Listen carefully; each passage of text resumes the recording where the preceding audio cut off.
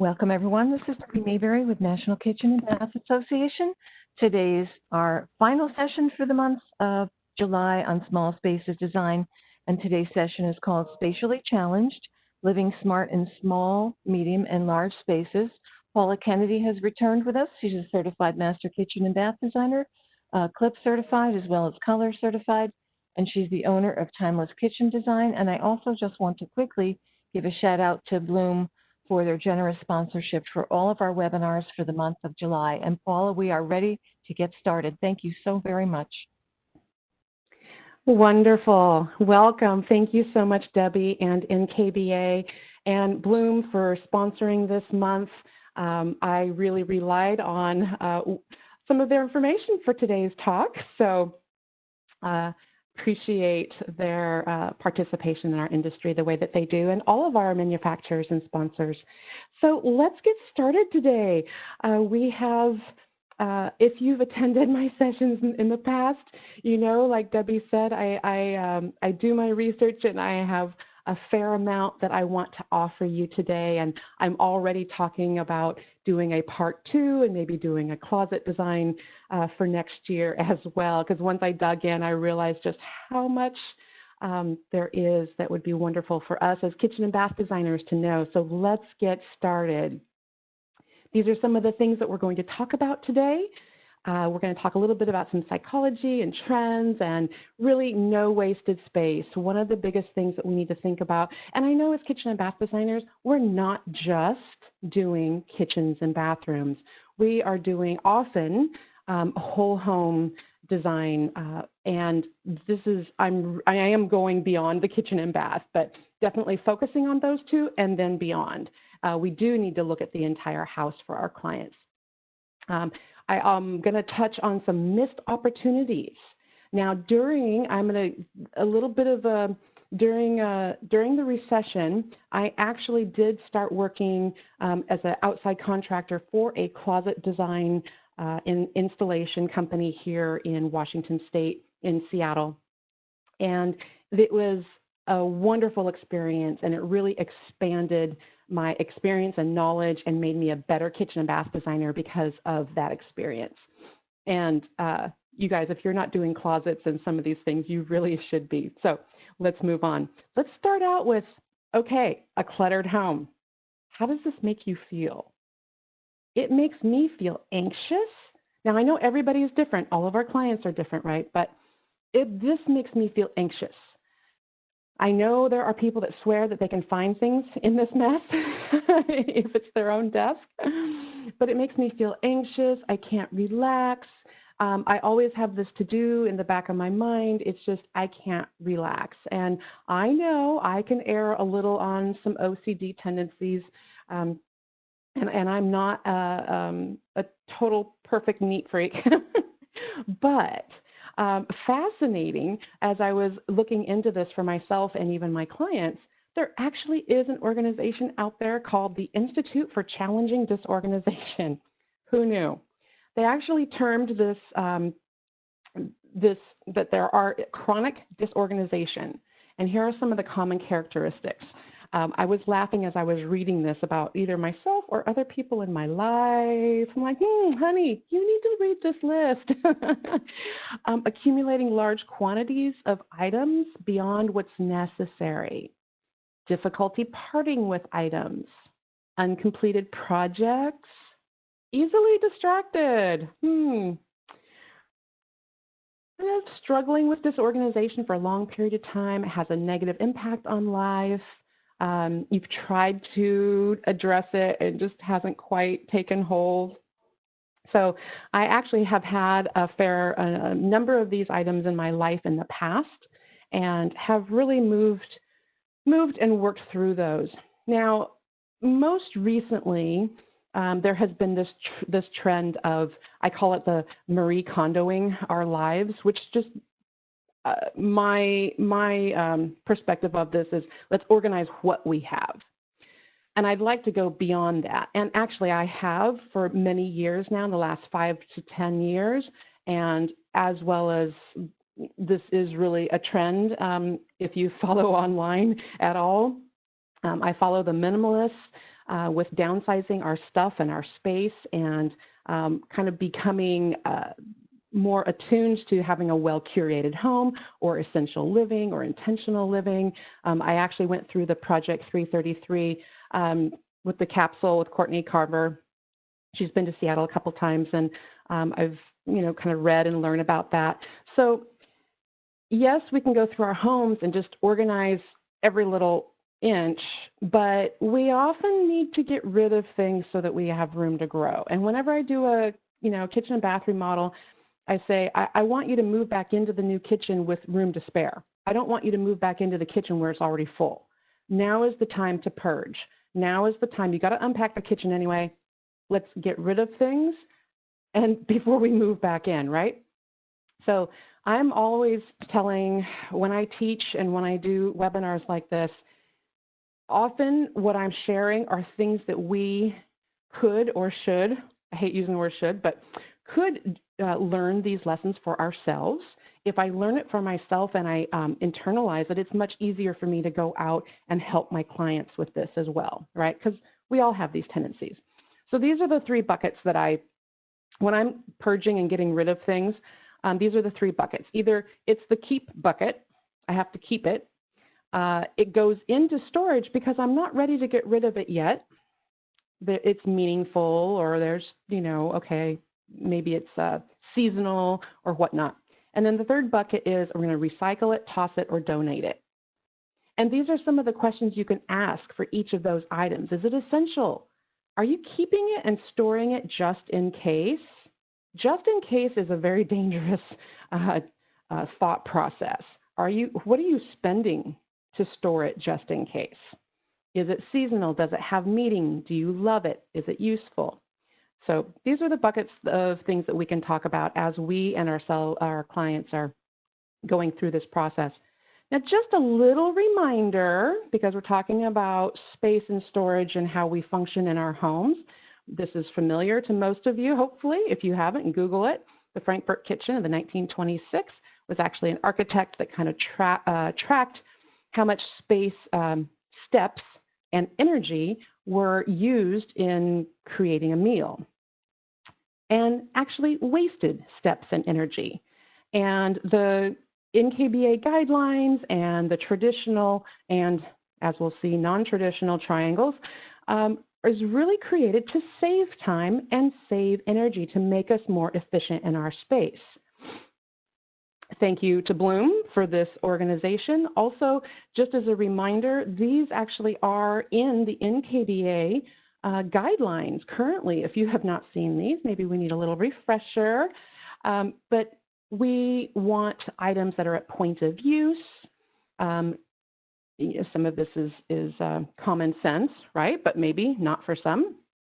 Frequently used items should be stored within reach, which is really important for us as we have multi-generational homes and families now, and for universal design, in parentheses, aging in place for a lot of our clients.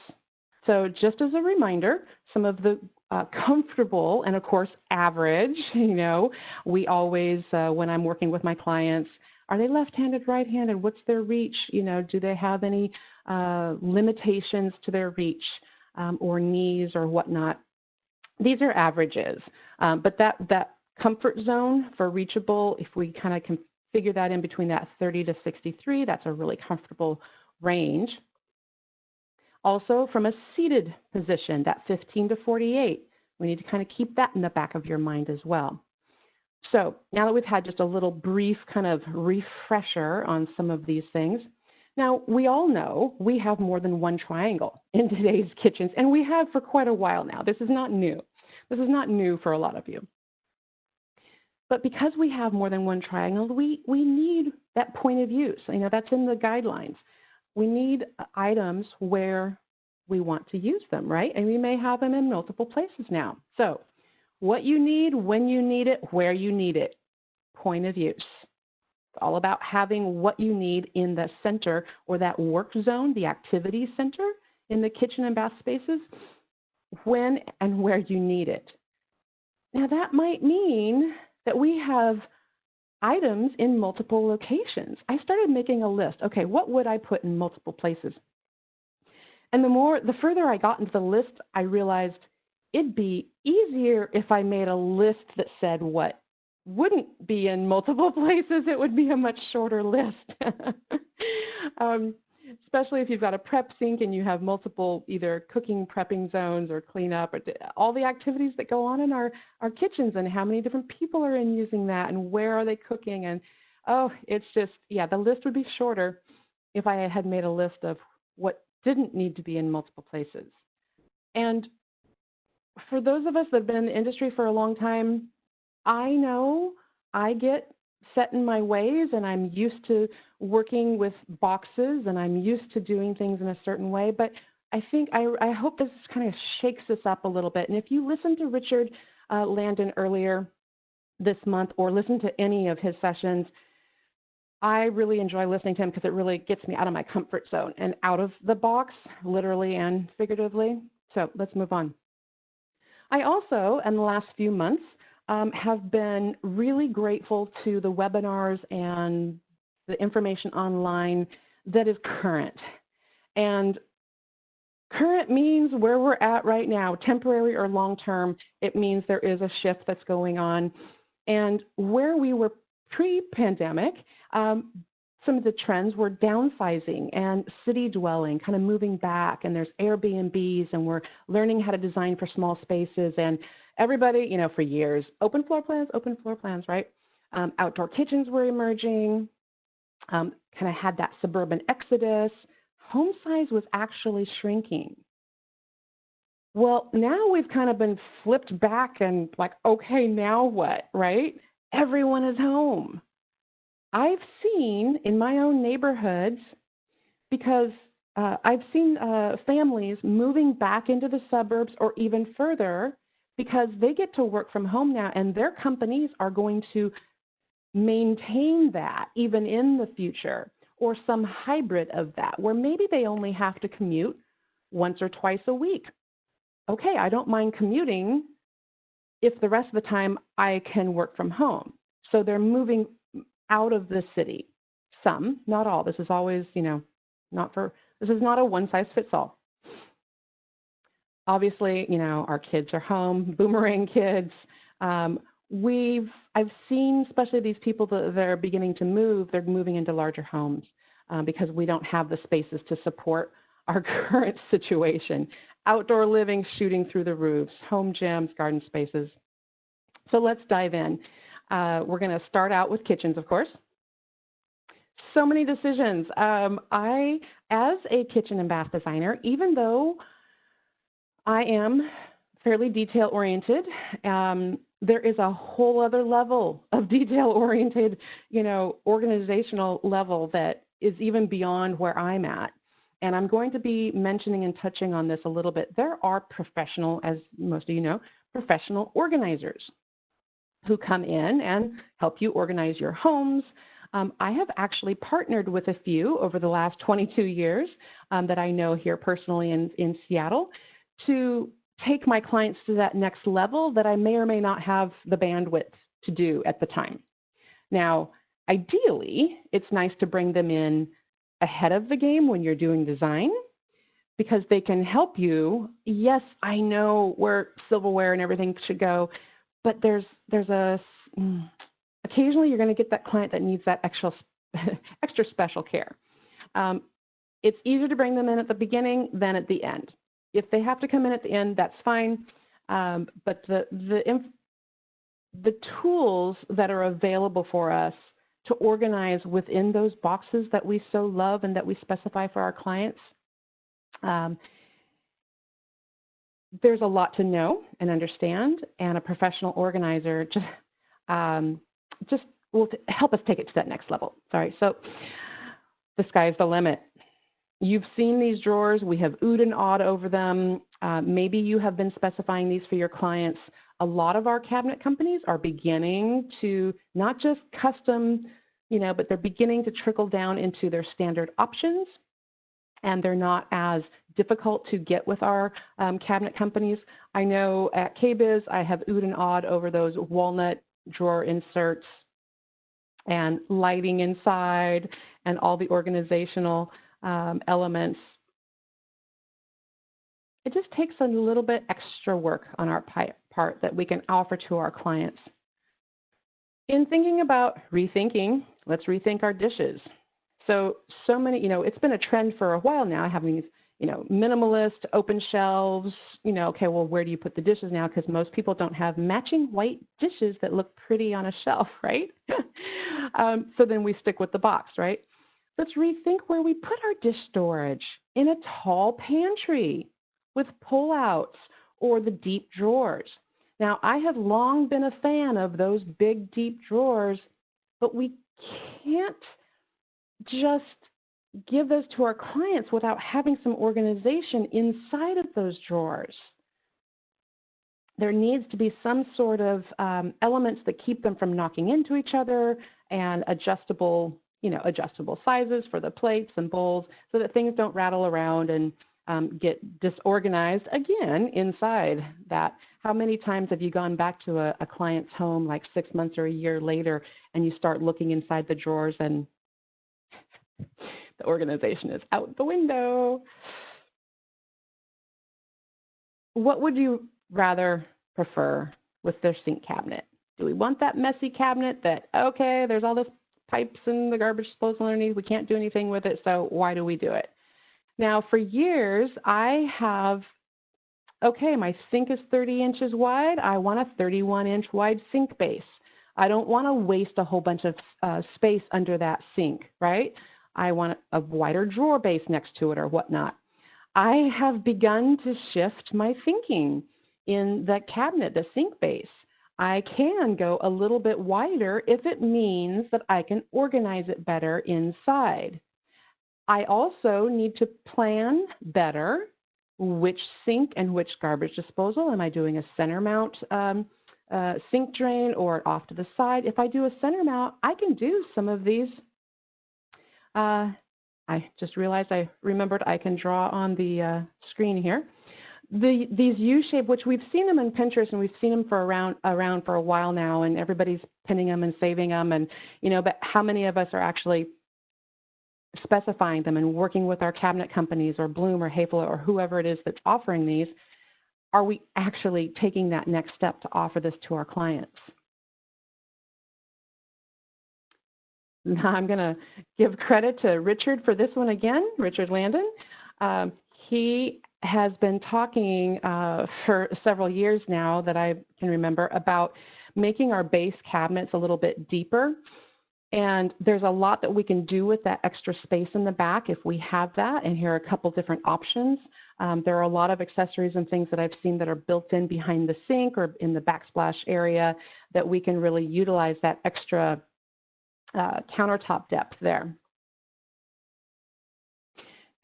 Built-in compost. What does that have anything to do with storage? Because we have to design cabinets around it. And so I have, I've been asked this a few times. This bin is about nine-ish inches wide, and so I have been installing this in my kitchen remodels now for the last 2 or 3 years, and I use a 12-inch wide base cabinet, full height base cabinet, usually right next to the prep sink.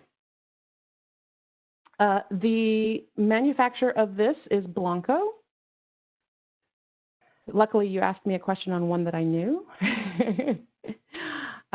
So I like to have it right next to the prep sink or your main sink, wherever your client is doing, but a 12-inch base fits it really well.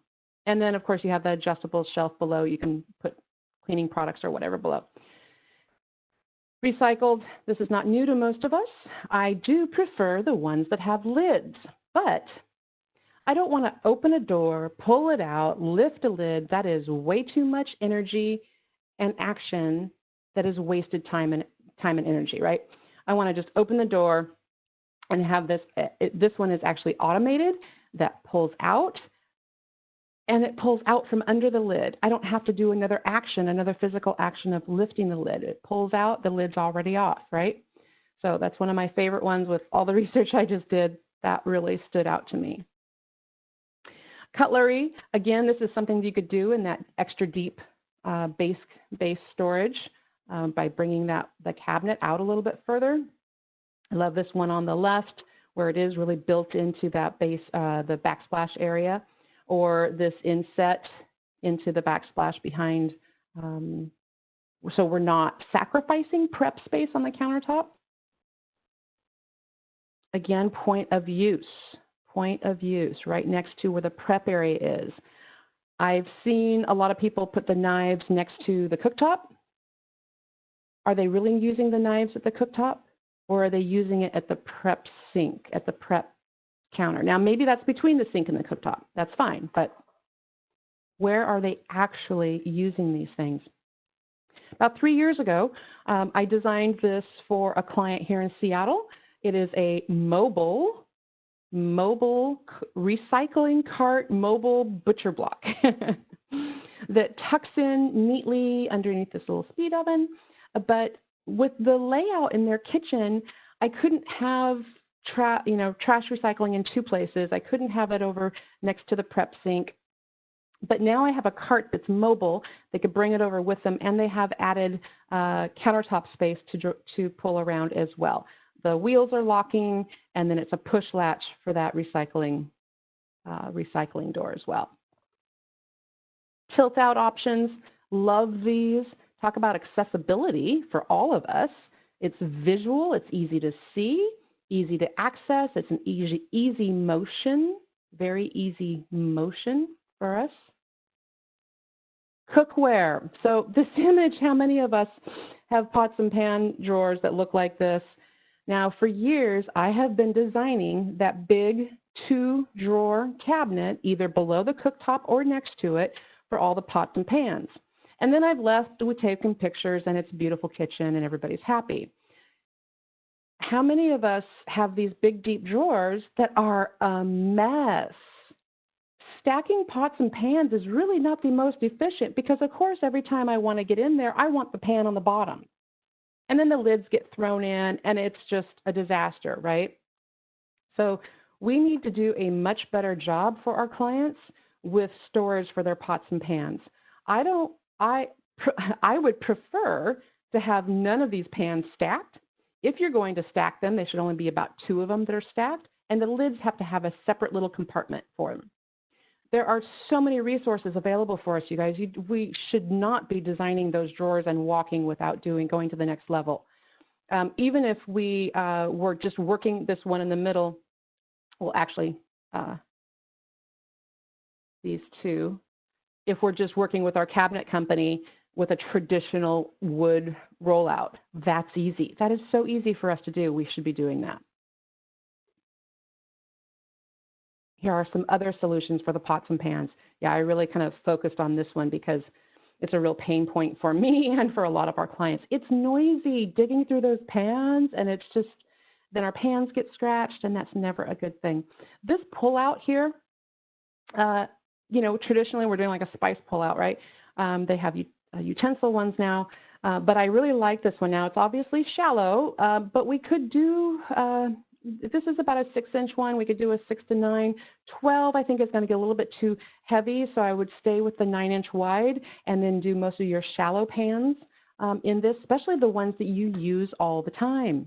Think about the point of use and think about what do you use all the time. And the other ones can be in the back or down below, right? I've seen a few of these at KBIS. And they're fantastic, and everybody oohs and ahs and posts pictures of them. And like, why aren't we giving these to our clients? This one down, actually both of these down on the bottom here, I love how they've got, if you can't see it, the lids are actually, and I'm sorry, I do not know the manufacturer of this one. The lids are on the side, easily accessible. The lids aren't stacked and hard to dig through. Same with this one on the end too. Lids are easy, accessible. All the pans are separated. Pans aren't getting scratched. The interiors aren't getting scratched. Spices, wonderful spices. Doesn't that just, it's, you know how our memory and our brains work? It's like, oh, I can just smell the spices when I see this image. So for years, I've been either, put it in the pantry, spices in the pantry, or the 3 to 6 inch pull-out spice drawer, in the cabinet like this one here. I'm losing my words. The pull-out spice cabinet, or in a wall cabinet, a pull-out. I have since learned the more I cook and the more I work with clients or family members who cook, like really cook, not just like I do, but really, really cook. They have everything on their countertops, and everything is, they want to be able to see it. It's all about visibility. And I also want these items, especially spices, we're recommended to stay fresh, keep an eye on those expiration dates, and we want them visible. And we want them out of the sunlight. We do want them in a cabinet or in a place that they're packed away. I love this one because it's flat, it's visible, it's right there. I don't have to bend down, lean down, even here, I'm going to back up a little. Whoops. Even here, okay, can I read these labels? You get used to what in your own kitchen, you get used to what's there, right? But I love this one. And I believe these containers are from either the Container Store or IKEA. But visibility, I just have to look down. It's right there. I don't have to do acrobatics to see where my spices are. This is literally one of my favorite things that I have found for the kitchen. I have been pinning these in Pinterest for years now. And when I started doing this webinar, I thought, okay, how do you do these? They look like custom. Okay, that means money. That means my clients, are probably not going to afford it, right? Or I'm going to get pushback from my cabinet company or whatnot.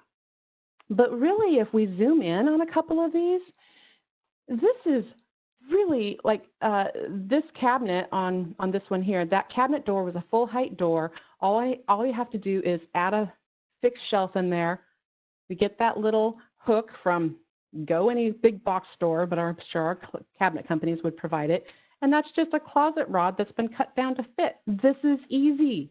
This is totally easy, and it should not cost. It would not cost that much to do. This one on the right is a little bit more customized, but they've just cut out on the face frame, added this niche here, or you could have done this item again just as easily, a little bit less customized. This is really easy, and it really would not cost that much more for our clients. So when they come to you with these things pinned from Pinterest, don't just roll your eyes and say, oh, I'm just, we ourselves need to be open to going the extra mile for our clients. Also, hidden outlets, make sure they're by code in your local areas. This one in the middle is a docking drawer, and I've seen them at KBIS last year and have gotten to know them better with having these outlets, but it is UL rated. I do not know about Canada, but I know here in the States they're rated also for bathrooms in wet areas, the GFCI, and they've covered all the bases, so they're safe to use in both kitchens and bathrooms. Now, what would be a better use of that end panel on the refrigerators? We have we always want to look built in the refrigerator, make it look nice and, but is that a wasted 3 inches? What could we be doing with that end, whether it's 3 or 6? Again, you see these all over Pinterest, but why aren't we doing this? Easy, easy, easy, and it helps keep our clients organized after we leave. Whether it's the family message center and mail, or the step stool, which we're going to talk a little bit more about the step stool, or cleaning products, and of course, everyone's going to love the wine storage there on the end. So I do see that this is probably one of the most missed opportunities in the kitchen. And if you're sitting there today and you're like, oh, yeah, I do the toe kicks, rock on. I'm glad that you're already doing it. For the rest of us, and for our cabinet companies, we need to get up to speed on the toe kick area. Large platters, shallow items, things that might have gone up high, things that you don't use as often. We need to maximize this wasted space under here. This is actually my favorite one that my cabinet company uses. Push latch, always do a push latch. Because if there's a cabinet knob in your toe kick, you're going to trip on it. Do not do a cabinet knob on your toe kick drawer. Other opportunities for your toe kick area, if you have the central vac system, hey, let's put one of those in the kitchen. It's one of my sister's favorite things in the kitchen. Universal design. You know, are your kids or other members in the home need a step up? Or there's that wine storage again, depending on the temperature zone. This is, let's see, you can use, oh yes, I'm going to talk about pets in a second. All right, so I just also saw this step that's been getting a lot of airtime online lately, and it's beautiful, it's fantastic, it looks great, but it only works in one place. You can't move it around the kitchen. So you would have to install it over or near where that tall storage is that you need access to, right? So yes, it's great, but is it where you need it, or is it flexible and mobile? Like this one on the right, it's in the toe kick, back in the toe kick. This cabinet pole I don't mind so much. It's shallow and up high, so you're not going to stub your toes on it. And then this step stool actually physically pulls out. Or this one that I like is attached to that toe kick face, and the whole item pulls out. That is fine too. Again, be careful where you put it because of that toe kick, the cabinet pole. A bath solution. I'm constantly talking my clients into doing a 36-inch tall vanity now, right? Oh, but what about the kids? They can't reach it. Let's give them a step. Let's give them a step. All right, pantry. Oh, that just looks yummy and beautiful. I wish my pantry looked like that. I've seen these at KBIS. These amazing lighted, don't forget lights in your, all of your cabinets. But instead of the traditional wood pull out, this entire unit pulls out, and it swivels so it's easy to access. Here are some just basic general guidelines especially for walk-in pantries or pantries even in cabinets, kind of the depth of the shelf or heights that certain items need as a good reference point for you. I'm beginning to lean back towards an efficient walk-in pantry to be able to have everything kind of open. I can walk in and access things. There's a lot of things that are kind of odd shaped and big or heavy that it's nice to have that don't always work really well inside a cabinet. Anytime I get a client that comes in and says, "Oh, I don't have enough space. I don't have enough space. Let's do let's add on. Let's enlarge the kitchen." Well, okay, we can do that. I can spend your money, but we could double your storage just by simply being a little bit smarter. And this is where that professional organizer can come in too. Being a little bit smarter with the containers that we're using. Once I get like the cereal and the flour and everything out of those boxes and in a container, now I can stack them. Now I can see them visually. I can see. Again, accessibility, visual, and make it last. We're not always like rolling that cereal bag down very airtight, right? And then it goes bad or stale. Let's make it last. Make it last. In these containers, our food will last longer, plus they're visible. We can see what's in the pantry and see what we have access to. So, like I said, I could do a whole session just on closet design. I'm going to save that for next year. But as kitchen and bath designers, this is a missed opportunity for you to either work with yourselves, work with a closet design and install company, and work with a professional organizer to add this to your options for your client. Typically, what you do need to know is the space that the clothes take up is 24 inches wide, depending on where that rod is hung from the wall.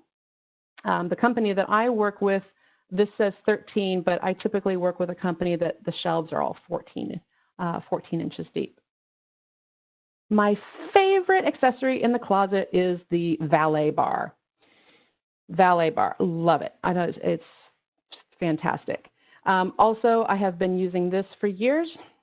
I often have small closets, and to maximize storage space, Again, this is like a container or IKEA kind of option, you guys.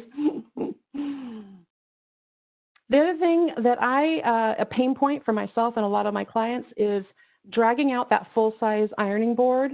It's not point of use because I can't always fit it into a closet, so I have to go down someplace else to find it, right? I'm not always in the laundry room when I want to iron something. In my closet, I want it close and nearby. And in the closet, all I need is one of those small little ironing boards. I just need it to do that sleeve or just the back of the shirt, before I run. Shoes, glorious shoes. Okay, so of course in the last few months I have not been wearing a lot of my shoes except my tennis shoes. I'd love a closet that looks like this. Give me my runners and my walkers.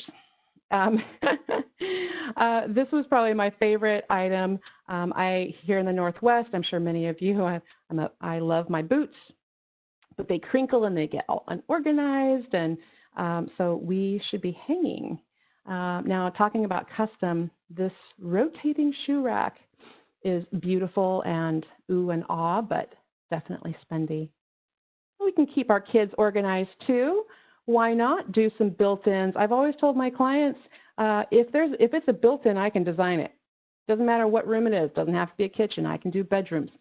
Again, you can work with your cabinet or cabinet company or closet company to do built-ins like this for your kids around the home. Pets, yes, somebody already called it out. Toe kick space is fantastic for the dog bowls. Think about the size of the dog. Not only do we have to ergonomically design for our human clients, but also for their dogs too, depending on how tall they are. This, another use for the pot filler. Has anybody done that before? I haven't, but I got to keep that in mind for some of our clients who love their pets like we all do. But don't just do their food. What about, the leashes and, the little poop bags, all their snacks. This kind of hide-a-gate was great. Let's dig into the bathrooms. One of the first things that I found that I really loved was the partition walls. That is wasted space. Make that wall just a tad bit wider, and then we can do a nice pull-out for the toilet paper right there next to the toilet and some supplies. Let's use that. It's wasted space. For those that are doing the wall-hung toilets, and if you're not doing them flush and you're actually bumping it out, that's a space, that's a storage opportunity. Docking drawer has systems for the bathroom as well. There's another one of my favorite tilt-outs. Have a thing for tilt-outs. The guest room is no longer just the guest room. We can't afford to have a room just dedicated to one use anymore. It's now becoming the office, the kids' room, the homeschooling or your office. So how can we better use that room? There are many manufacturers out there now. We can hide the bed. We can do a traditional Murphy bed with a drop-down desk. Capture that space. Don't let it go to waste. That just rhymed. Okay, I didn't plan that. Home offices. Back to that Murphy bed. It is super easy, and again, you can work with your closet companies. Some cabinet manufacturers have some of these elements as well. But look at this. So when the Murphy bed is up, then that desk folds down, and now it's an office. Super easy. This one is great too. It's on a system that stays level. So in the past, if you're working with clients now and designing their offices, we've always had the window behind us or faced in the wrong way, especially now that we're doing Zoom meetings. So we need to change it up. We need to design these offices kind of opposite of what we used to. Have the art, have the bookshelves behind you, have the light sources in front of you. We should not have light sources behind us now if you're living on Zoom like I am. Home gyms. Again, that guest room or their space in the garage should be a home gym. And so we need to figure out the storage for these items.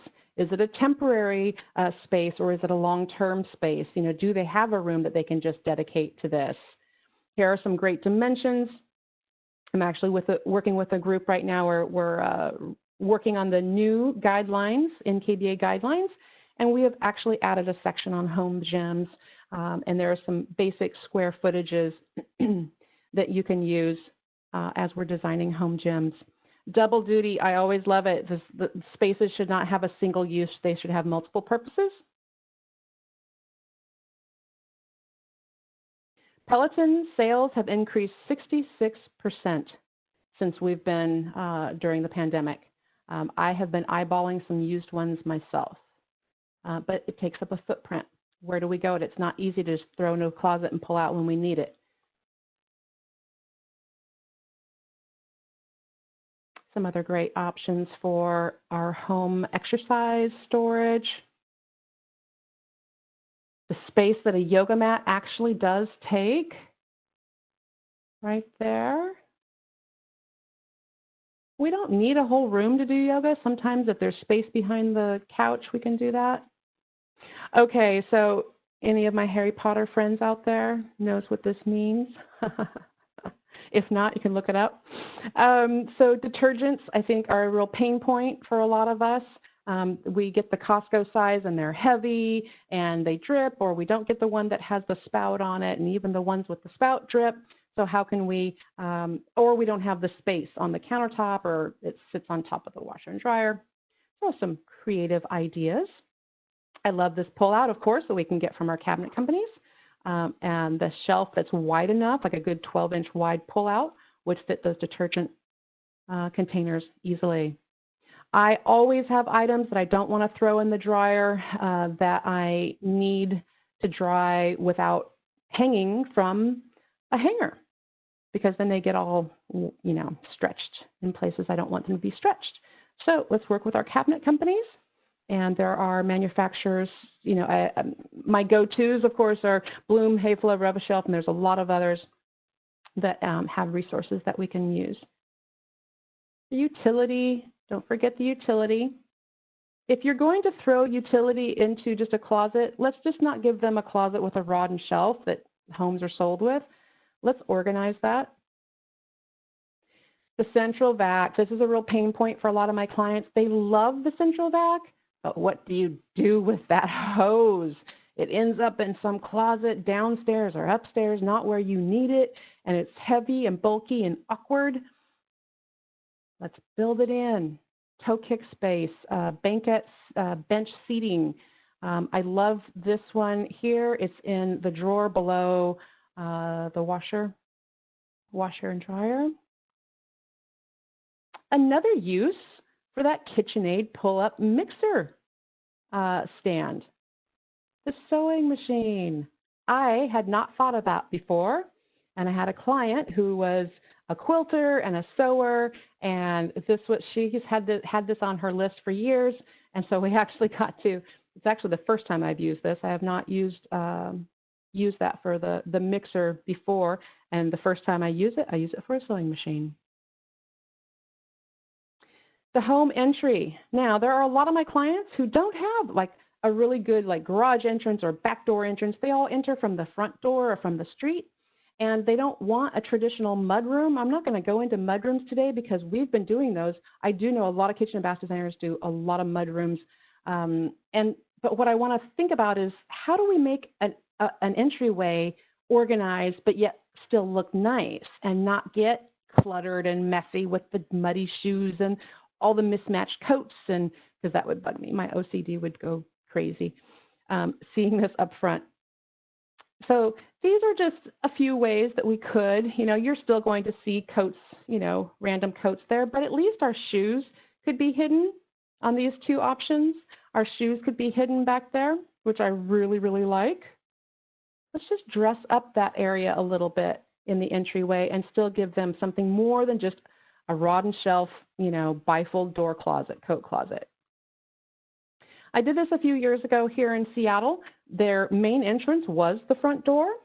They didn't want to come in from the basement or from the back. And there was a family of 4.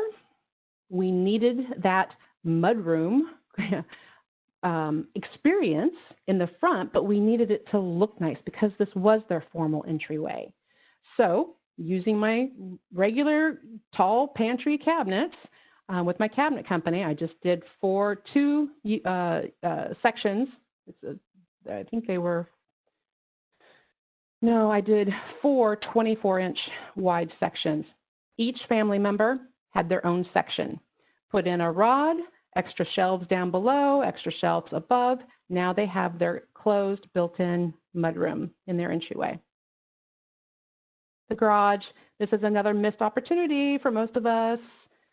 You can, again, work with your local closet companies, closet design and install companies. They all have garage accessories and garage cabinets, which are a lot heavier duty than what most of our cabinet companies or a traditional closet has.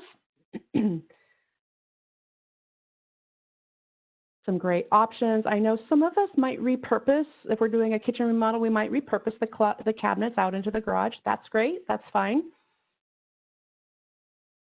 But there's a lot of wall systems for tools and organizations. I love this fold-down workbench. So my boyfriend actually pointed this out to me because he's, guess what we've been doing during the pandemic? Reorganizing the garage, like probably a few of you too. And he gets these bins from Home Depot, these black bins with the yellow lids. And then he found this rack system that is made to fit these bins, or you can also install the rails to the dimension that you need. They're 18 inches high, depending on the height of your garage ceiling.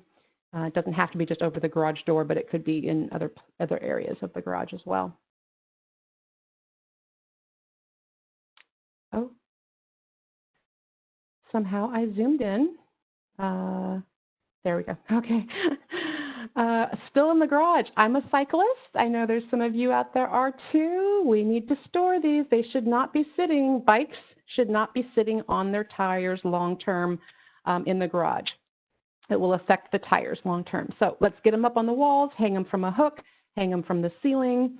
I know people who live in condos, they don't have a garage, right? And so there are some really nice hanging, almost like furniture hanging systems that you can bring the bike indoors too, which I know others were like, no, the bike doesn't come indoor.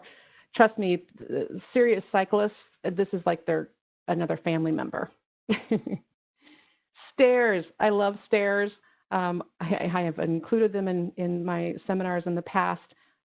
Tons of missed opportunity for storage, no wasted space. Let's use it. Yes, it's custom, but we're going to have those clients that need it and they're willing to do that.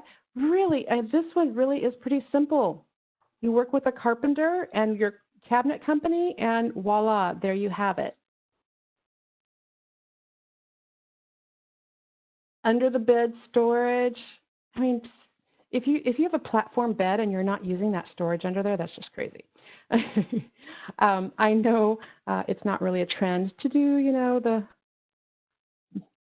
the fabrics, skirted fabrics under the bed as much anymore, but if there is, it's still space that could be used under the bed.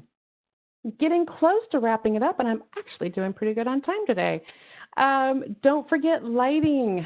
Oh dear, as I don't care whether how old we are. I don't care how old we are. We need lighting, better lighting in our closets, in our pantries, in bathroom cabinets. We just need better lighting all around.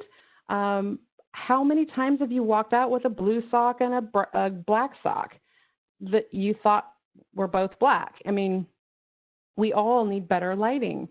This was one of my favorite things to work with when I was designing closets, more often than I am now, but it was that recessed LED strip in that clothes rod. This is easy. We have to plan ahead for it. Now, when we're doing closets, we need to plan ahead. It is so much easier before the remodel than it is after, because most closets are not wired for all this extra lighting and extra outlets. We have to do it ahead of time when the electrician and the contractor are there early. It's really hard to come back in afterwards and do all this lighting in a closet and retrofit. We're going to have some exposed cables we have to hide and whatnot if we aren't able to rough it in properly. So as you're doing your kitchen assessments with your clients, kitchen bath remodel, think ahead, ask them about their other spaces too, because if you're there doing that remodel, it's easy to add outlets. Even if they're not doing the closet today, add the outlets for tomorrow. Automated. For universal design, aging in place for all of us, these options, there are a lot of options, like we're seeing some of the cabinet accessories, automated or touch push options, whether it's by our own physical force or remote and electric. Again, having the right electrical rough ends for those. So I believe that the design principles that we need to really effectively and efficiently develop, no matter what size we're in, small, medium, or large, is blurring the lines between inanimate objects that serve a purpose, or are they just filling space? Is it filling a purpose or just filling space? Serving a purpose or just filling space? Consider furnishing elements that serve dual purpose. An ottoman should never just be an ottoman. So there is an association for professional organizers, the National Association of Productivity and Organizing. These are both designers that I have worked with personally in Seattle.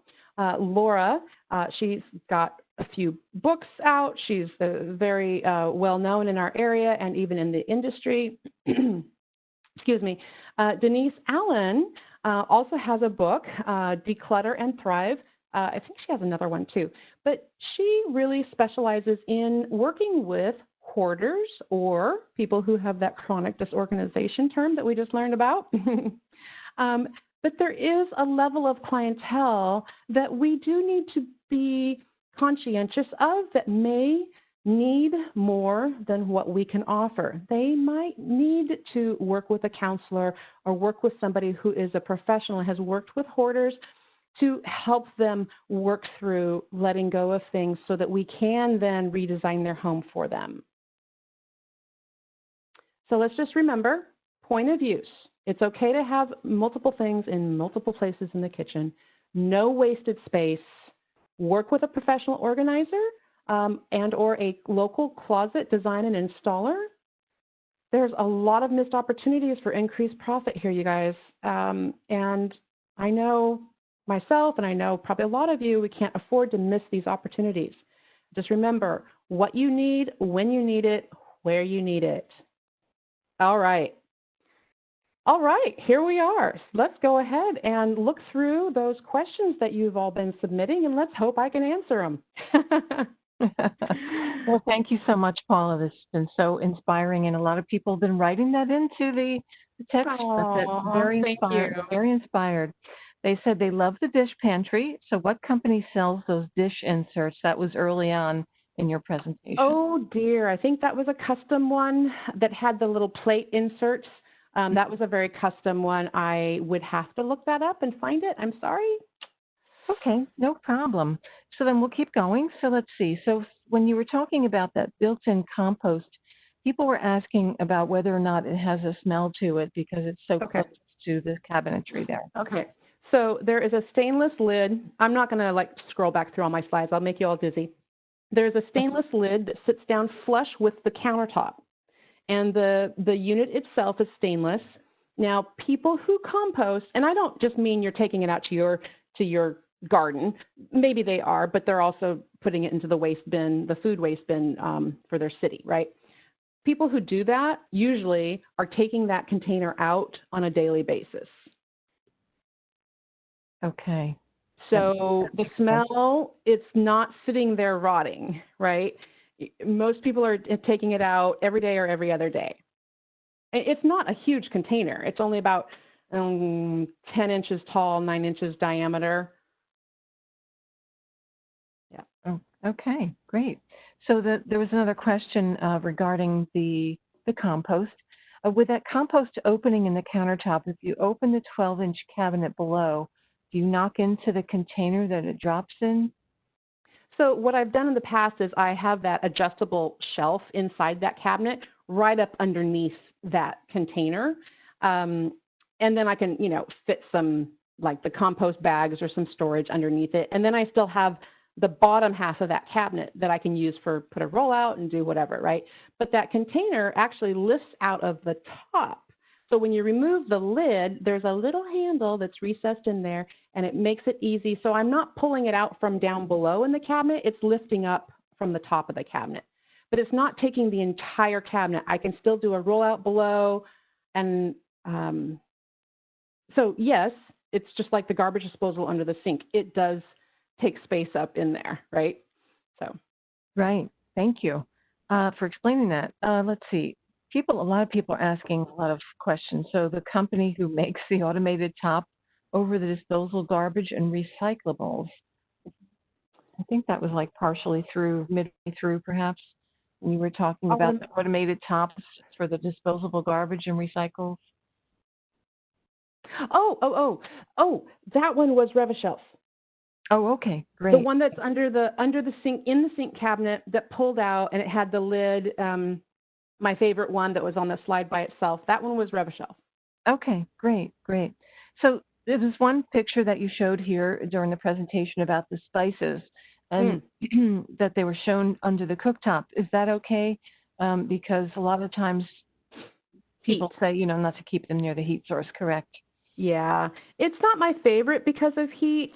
I prefer to have them off to the side, but what I liked about that image was that the containers themselves are horizontal.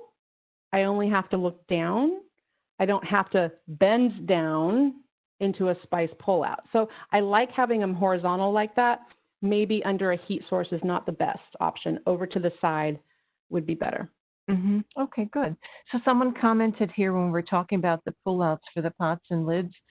They said Nape and Vogt, V-O-G-H. Nape is K-N-A-P-E. Yep. And Vogt, V-O-G-T. Yep. Good resource. Okay, good. Let's see. Let's keep going. So let's see. The refrigerator end panel idea is fabulous. This person said they're going to change their project layout right after this webinar. Oh, goody. Oh, good. I know. I love that. And yeah. Good.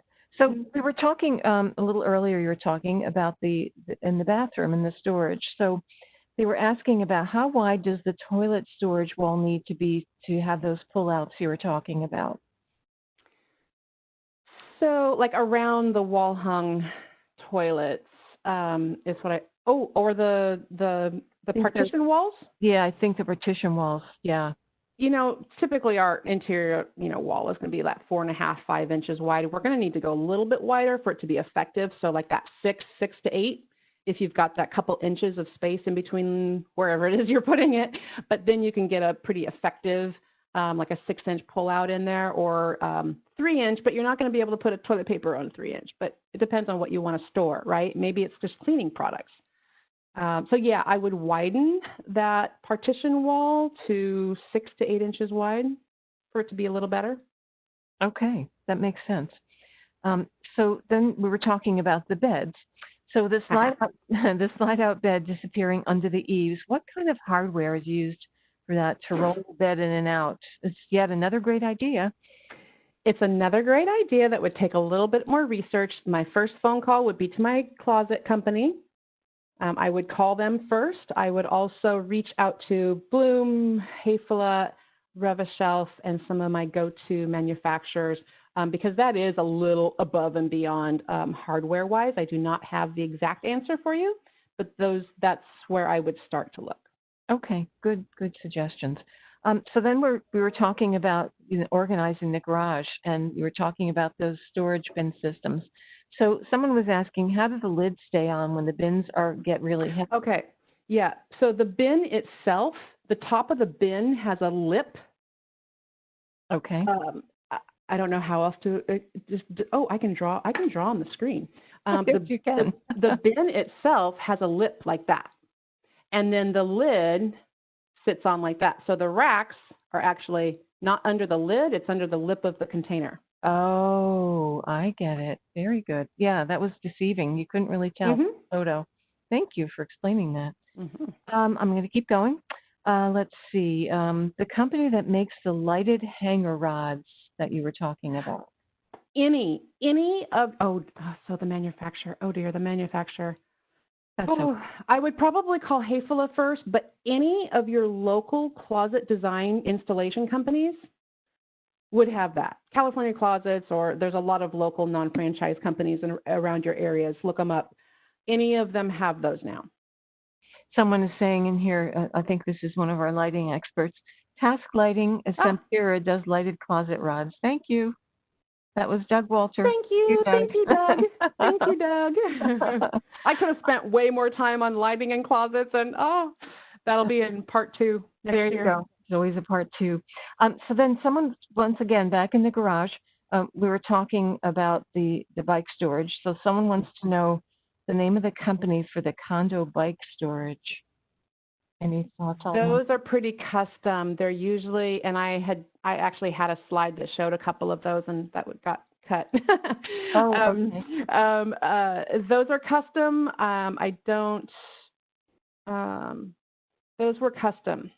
I've seen them a lot on Pinterest, so it'd be pretty easy to do a quick search, bike hanging, interior bike hanging, because it's something nicer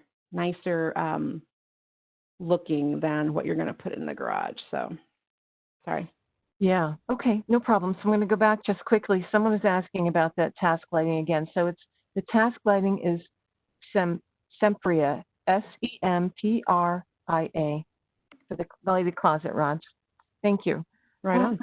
Okay. So let's keep going. Can you share the manufacturer for the folding hardware guide for the electrical power cord inside the charging? Oh, that's an easy answer. Docking Drawer. That's the name of the company. Docking Drawer. That is the name of the company. Yep, okay. That is the name of the company. And they were at KBIS last year. They were, I want to say I don't know if they were a winner of one of the display things or whatnot. They might have been there in previous years, but this is the year. I think there might be another company or two that's doing it, but I do know that Docking Drawer has they've met all the requirements and ratings and UL, this and that, they're approved for wet use areas, the GFCIs and all that. So. Okay, good. So someone's asking about who do you recommend as the best silverware and cooking utensil drawer organizer providers? A lot of those metal ones were Hayfela. Okay. And but I know, again, those top 3, Bloom, Hayfela, Revichelf, you probably couldn't go wrong looking at all 3 of those.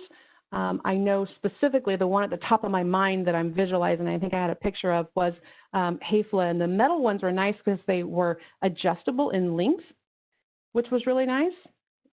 Having that flexibility, sometimes if you're designing the wood dividers, well, what if your needs change and then you can't move? You've customized that drawer, but now you can't move the wood insert, right? So it often, yes, they're beautiful, but it's often better to have something that's flexible that you can change as your needs change. Okay. So someone's asking about what is the manufacturer of the top opening bins that you showed with the extra deep base cabinets? I think that might have been the kitchen. Oh dear. Okay. Was that on the sink slide? I'm not positive. It may have been. Yeah. Repeat the question. Yes, of course. Manufacturer of the top opening bins that you showed with the extra deep base cabinets. Extra deep base cabinets. Oh, that slide had a lot of different images on it. I would start with the top 3 that I've just been repeating: Hayfela, Revichelf, and Bloom. I would start there. Okay, Sorry. good. That's okay. Someone says Thomasville has the turtle for pots and pan storage in the cabinets. Yay! Thank you. Thank you. And then someone said, I built a bed base and installed pull-out drawers on both sides for storage. Really great. Thanks for that tip. Perfect. There's someone else is saying hardware resources, so I guess that's a company Yes. where you can find that. Okay. Yes. And then someone said, Docking Drawer just released a new vanity pullout too. Mm-hmm. And another question, who is doing the angled drawer inserts that you showed early on in the kitchen? Angled drawer. Oh, any of your cabinet companies. I mean, that's a right straight from your cabinet company. But take a look at Bloom too. I know they have some wood ones, if I'm remembering that right. But most of those wood inserts, I'm going to my cabinet company to do those. Okay, that makes sense. And then someone said restaurant supply houses have many different unique storage items as far as containers go. So that's Great tip. They're good. Great. Yeah. See, I'm not sure what I that love means. the container store.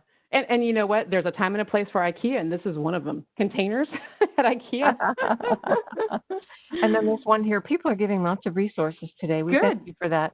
So here's another person giving us a resource about finding interior fittings, kitchensource.com. Thank you for that. Okay, thank you. All right. Anyone who makes herb garden planters at base of extra deep cabinets? Interesting question. Herb garden planters for the base of those. So yeah, what we were talking about making your base, your kitchen cabinet deeper, like Richard talks about all the time, with extra anywhere from 3 to 6 inches deeper. That space in the back there is perfect for spices for growing. Okay, there you go. And then people are asking about a list of resources. Is that something you can provide, Paula, at some point, perhaps? I could work on that. I don't have it as of right now, but that is a great that's a great thing to put on my to-do list. Sure. Yeah. Sure. No problem. We'll touch base on that one. Okay, very good. So I think we've covered all these different questions here today, believe it or not. That's great. Lots of great questions. Thank you so very much. And thank you, Paula, again for this wonderful presentation. You have inspired everybody. Everyone's been talking about such great inspiration and knocking it out of the park, et cetera. Oh, thanks, you guys. Yeah. Thank you. So again, I just want to, I have to do this. I want to thank Bloom for their generous sponsorship for today's session and all of our July webinars. I want to thank you, Paula, for another fantastic presentation. And the recording will come to all of you tomorrow for being an attendee. And thanks again, Paula. We really appreciate your time. Thank you. Thanks, everyone, for being here today. Love you all. Have an awesome day. Bye-bye.